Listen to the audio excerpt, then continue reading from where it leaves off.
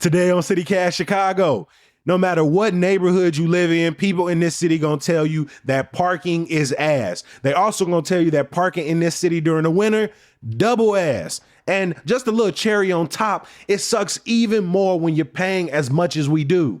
Unfortunately, a good amount of our frustration can be traced back to the city's infamous parking meter deal of '08. And I hate to be the bearer of bad news, but it looks like it can get even worse in the new year.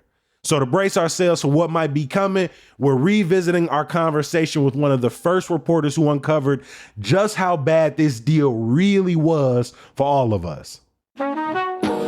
It's Monday, December 30th. I'm Jacoby Cochran, and this is what Chicago's talking about.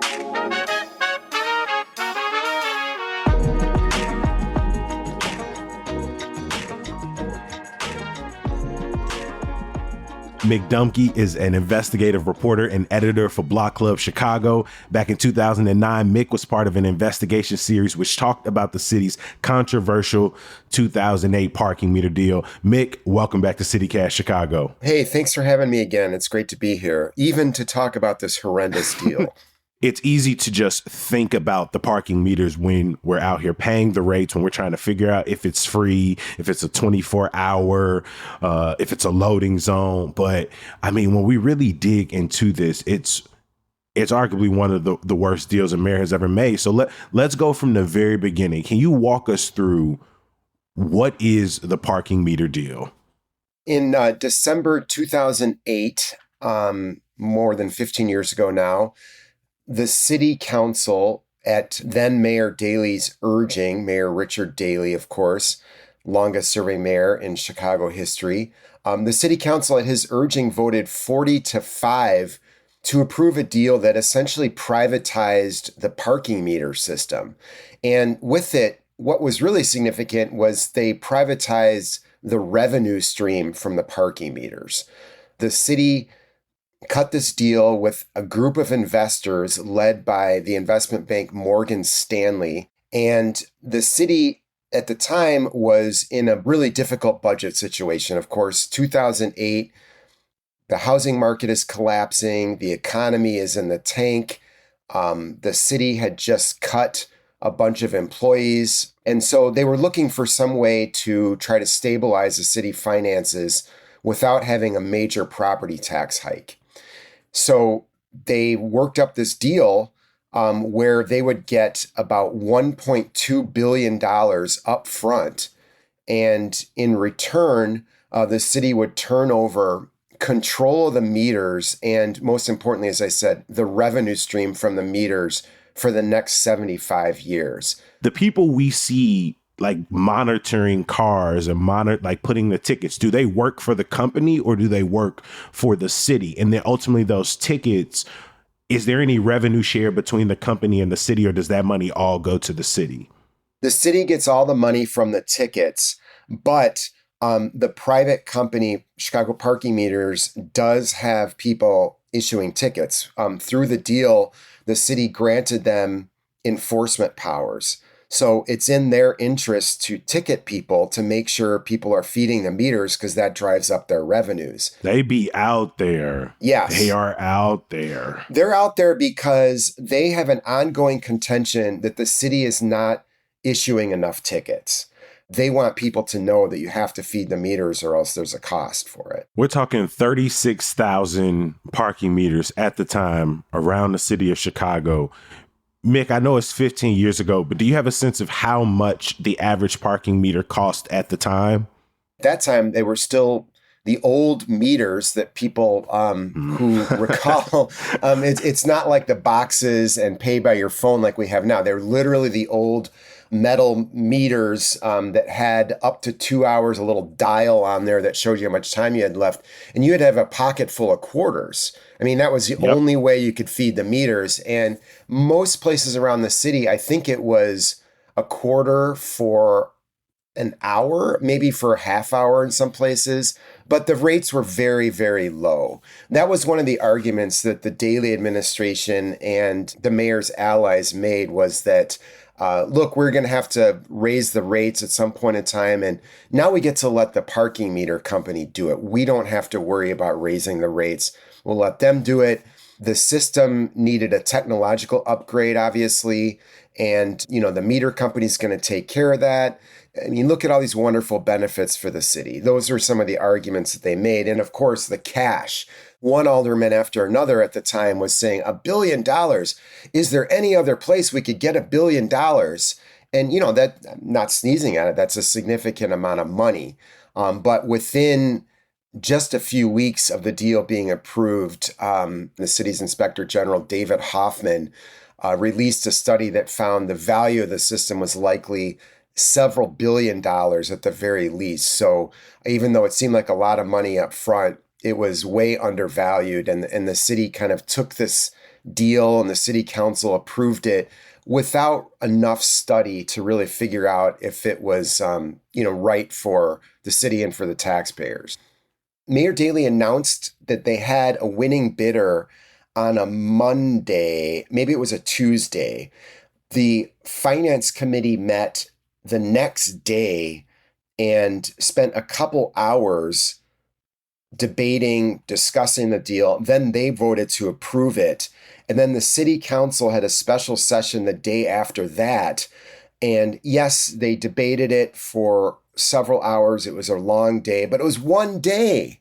And there's no way that alder people had read this or understood this detailed agreement that went on for well more than 100 pages of legalese. There just was not enough time or capacity. So the whole thing, from the time it was announced publicly to the time it was sealed and approved by the city council, was inside of 5 days for a 75-year deal worth potentially billions of dollars. I mean, that's $1 billion for 75 years. I mean, that's as bad as that Scotty contract before they started winning all of them chips, and you was just sort of stuck with the payment. I mean, at the time, we get $1.15, $1.2 billion. Where did that money go? Does the city make any money from this parking meter deal? Like, how does that money ultimately help shore up the budget as they said it was supposed to? Again, one of the arguments that Mayor Daley and his team made was that this money we're getting up front is going to continue to regenerate. We're going to put this into special funds, and the interest will accumulate over time. And the money we're making annually from the meters, I think it was about $20 million the city was getting from the meter system at the time. And so Mayor Daley and his team said, by stockpiling it, we can make that money and even more in over time in interest. So this is just a great investment for us. The problem, Jacoby, was that didn't happen. A bunch of special funds were set up with the money. And by the time Mayor Daley left office a couple years later, in mid-2011, most of the money had already been spent. And when I checked on this again recently, there's a few $1 million in a couple of the funds, but for all practical purposes, that $1.2 billion is gone. And it's not that it was necessarily wasted, but the city had budget problems, not just in 2008, 2009, but for several years to come. And obviously we still have budget problems. And so we really did sell off the system. It wasn't the investment they claimed that it would be. We essentially sold off the street parking system, including some control over the street parking system, as well as the revenue stream. And both of those are really important and ultimately catastrophic for the city's finances on into the future.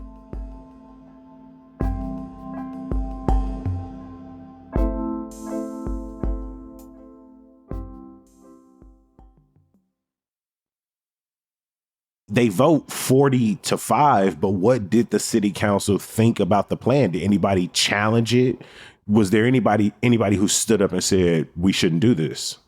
There are several layers to this that are all super important and were not well considered. So One was just the deal itself, the money. Okay, so $1.2 billion, like we said, that sounds like a lot of money, but is it really?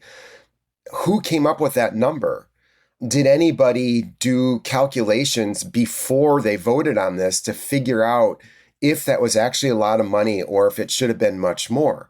The second thing was the length of the deal, Jacoby, 75 years. I mean, how many people thought about what it's going to look like in 75 years? In over 75 years, did the city have any opportunity to adjust the deal? Was there any flexibility built in? Opt-out clause, renegotiation years. Exactly. Revenue sharing. Is there, if the parking meter company suddenly makes all kinds of money, if rates go way up or because things happen, people end up using the system more than they had been, is the city going to share in any of those proceeds? That was not discussed because the deal turned over all of the revenues to the parking meter company. The city doesn't get a cut of those 36,000 meters that you mentioned going forward. In fact, they have to pay when some of those meters go out of service for city construction, for a biking event, for a street festival. That's right. So that's another layer to this is, so we've got the money. We should have gotten more of it. There's the length of the deal. It was way too long with way too little flexibility. And then there's the control of the city streets. People may forget or not think about this. I mean, I never thought about it before this came up, but parking meters exist not just to generate revenue. They also exist to manage traffic and to manage the use of streets. You put parking meters in where you want people to park, you allow them to park, but you want some sort of turnover in the parking. Like local businesses don't want somebody, parking a big truck, taking up several spots and being there all day. They want customers to be able to come and go. We as a city, the city officials have to put meters into place and to take them out of service on a regular basis for all kinds of things. Is there a water line that broke or needs repair work? Is there a street festival? Is there some kind of road construction where we need to take meters out of service? So the way the deal was constructed, essentially the city has to pay the parking meter company every time a certain number of spaces are taken out. And the threshold is quite low. So essentially every time you take a meter out of service, we're going to have to pay money back to the parking meter company. And that has already cost the city tens of millions of dollars over the life of this deal. So not only did we not get enough money up front, but we have paid a chunk of that back already in the first 15 years. I looked up some of my old reporting on this. Older people knew that there were what are called these, what we're talking about is called true-up payments, that there was essentially a penalty for taking meters out of service. But they really didn't talk in any detail about what that cost would add up to. And I'm quite certain, either the city officials and the outside lawyers who helped the city put this deal together, either they grossly underestimated the costs of the true-up payments or the fix was in altogether, because it's really it's just a shameful and extremely expensive part of this deal that we're going to continue to pay for 6 more decades. How soon after this deal goes through do Chicagoans start asking questions like, hold on, what is going on? Because again, I imagine the rollout of like the new parking meter deals and the rates, these things don't happen immediately. But like when this deal is announced in the months and years after, how soon is Chicagoans like, this is fishy? Almost immediately, it was a debacle because, in fairness to the parking meter company, it wasn't all their fault. You would walk down the street in those days sometimes, and there would be meters covered with plastic bags. That was a common sight because the meters were no longer functional, and people who parked in those spaces didn't want to get a ticket. So they'd put a bag over the meter to tell the city's ticket issuers that, hey, this one doesn't work. So what happened was the parking meter company almost immediately started to raise the rates, but half the meters didn't work, or you couldn't come up with the quarters, or they didn't, they got stuck in the machine. So people were initially just pissed off because the meters literally didn't work. And so people were getting ticketed. So that was the first phase. The second phase was when, like, Ben Jarofsky and I were at the Reader. Ben, my friend and former colleague, we started looking into this, and some other people started looking into some transportation advocates, some bike advocate people, and everyone started to realize that this had just been done so hastily that there were all these side effects. And then as we started looking into exactly how the deal came together and how the city got lowballed, we started asking for records, like, who else bid on this? What were the bids? It was so cloaked in secrecy, the whole thing. And it had happened so fast, Jacoby, that it was almost like after the city council voted on it that everyone kind of realized, wow, that was just outrageously irresponsible. All right, let's kind of fast forward to now, 15 years in. How has this investment paid off for the parking meter company? Have they made back their original $1.2 billion plus some? Yes, they have. Within 10 years, Chicago parking meters had made back the money that they had paid up front for the deal. So they had 65 years ahead of them where the revenues were profits for them. And they've continued to make money. The amount of revenue they've made has varied through the years a little bit.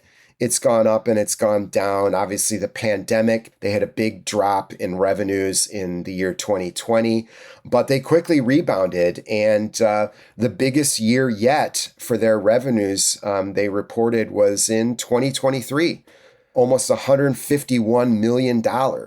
And just to remind you again, the city made about $20 million the last year it controlled the system. So through the increase in meter rates, in improvements in technology, and in some cases, the expansion of the number of meters and the placement of meters, they have, figured out how to wring more and more money out of this. I'm going to sit with that big NBA, NFL salary number for a second. Obviously, Mick, I don't want there to be more parking meters. I didn't want the race to go up. I didn't want the city to prioritize parking. But what does it say, or how does it feel knowing that potentially all of that money in some ways could have been the city of Chicago's to use for so many of the crises we have at our feet now, where the answer is we don't have more money? I mean, being one of the people in the room when the deal was being voted on to now and calculating those missed revenue numbers. I mean, like what does that feel like? Oh, it feels awful. I mean, this is one of those instances where you don't want to be right about something. And those 5 people who voted against the parking meter deal, I continue in my own mind to revere for their foresight, or at least their skepticism. And, I'll just give them a shout out. Scott Wagasback, still in the city council. Tony Preckwinkle, now the Cook County board president. Billy Ocasio, who is the executive director of the Puerto Rican museum in Humboldt Park now. Ray Colon, former alderman, no longer serving. And Leslie Hairston, who served in the city council through last year when she retired from the council. Those were the only people who had the foresight to say no. And, it's important to note this was an era when the city council was largely a rubber stamp. Mayor Daley got almost everything he wanted out of the city council.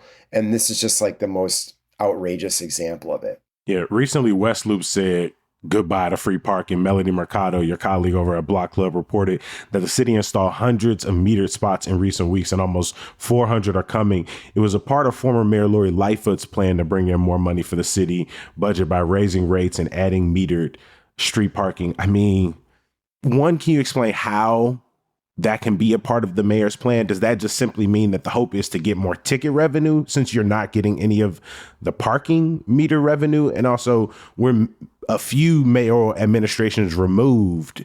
And, how does the current city council and the current mayor's administration continue to answer for this deal? That's a great question. And it gets to some of the weedy parts, technical parts of this deal. So I'll try not to bore everybody, but under the terms of the agreement, the contract, most of the meters in the city are controlled by Chicago parking meters, and those are called concession spaces. However, there are thousands of other meters that the city controls itself, and they are called reserve spaces. The city can kind of do what it pleases with them, and the city gets like 85% of the money from the reserve spaces, and then it pays the parking meter company like 15% of the money just to do the maintenance and administrative kind of stuff with it. So I don't know how much of that money is going to go to the meter company, but obviously if she thought this was going to help the budget, there's at least a significant number of these new spaces that the city controls directly and will be getting some money from.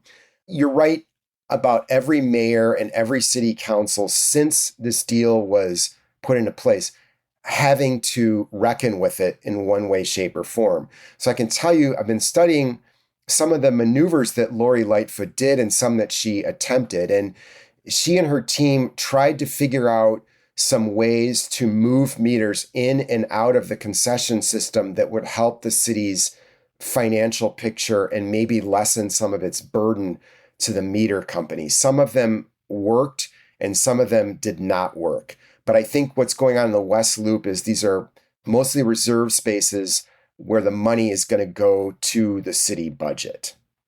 I mean, there has to be, we talk about the bad negotiating, the gross underestimating on the side of the city and their lawyers. Whoever was negotiating on the side of the parking meter company probably got a plaque in some office somewhere. One thing I learned through this and through studying various other kinds of privatization deals, or as they're often spun, public-private partnerships, is that government has a different mission than private industry. Obviously, private industry is in business to make money. The government is supposed to serve the citizens and provide different kinds of services and or protections.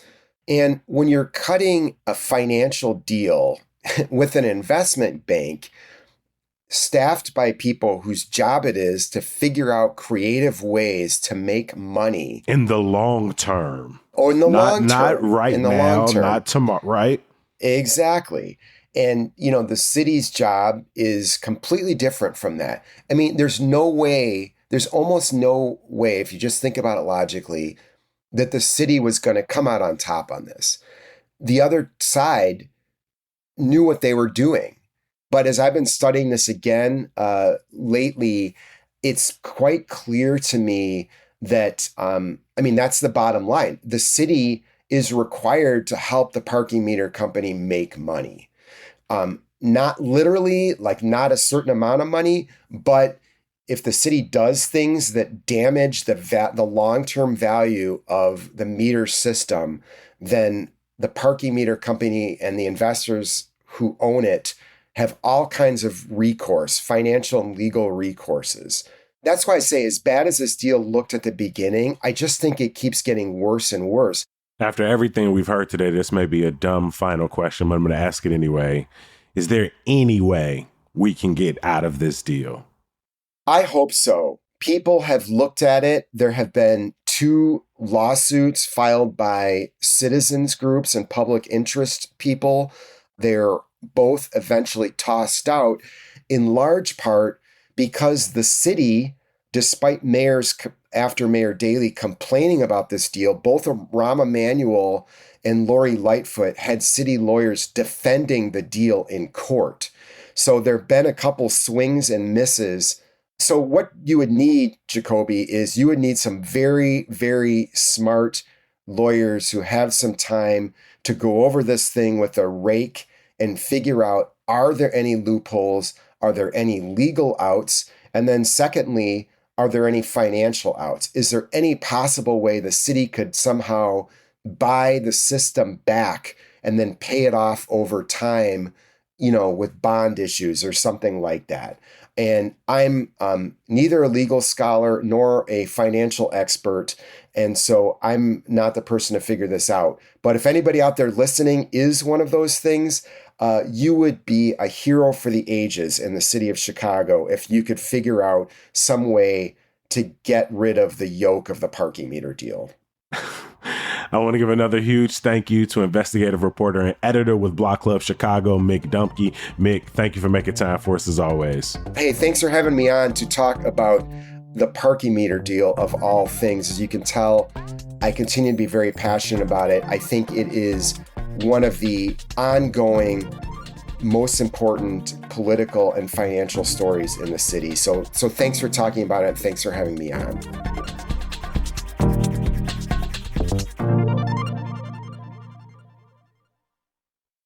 Before we let you go, make sure you bookmark our website, chicago.citycast.fm. I've been asking you every single episode, all of 2024, to bookmark the website. And if you're one of those few people who have never checked it out on your phone or on a desktop, please don't go in the new year being that same person. End of 2024 and these last day and a half, if you still listening in December, by doing me a favor, going to the website, checking out our neighborhood guides, our food and drink list, and of course, subscribe to our daily newsletter, Hey Chicago. My trade for that, some good news. This is your last week to enjoy some of the major holiday light shows in the Chicagoland area. And you know what I'm talking about. Zoo lights at Lincoln Park Zoo, they packing up. Holiday magic at Brookfield Zoo, running out soon. Morton Arboretum's illumination and Botanic Gardens lightscape, turning them off at the end of the week. So we got links for you in the show notes. If you haven't gotten your holiday light show feel yet, or you've been putting it off, please get it done now, because the decision finna be made for you real quick. This may be our last episode of 2024, but it is not our last episode of the week. We're going to be back bright and early on Thursday with our guide to January. In the meantime, in between time, enjoy your New Year's Eve and your New Year's Day. I hope when you're setting your goals for 2025, that includes pulling back up on the podcast and sharing this with your friends and family. And I know some of y'all thinking, Kobe, why the hell would CityCast Chicago be in my personal goals? Well, probably because you want to do something nice. And what's more nice than helping us blow the hell up as we speed towards 1,000 episodes? We're going to hit it any day now. And like my grandpa always said, the more the merrier. He never actually said that, but you get my point. This is the best job I have ever had in my life, and I just want to keep doing it for years to come. And obviously, I need y'all's help to do it. So selfishly, here's to another year of curiosity, sports delusion, calling things the way I see it, especially when it's utter nonsense or bullshit, and of course, sharing a bunch of good news along the way. I'm gonna see y'all in the new year, my friends. Peace.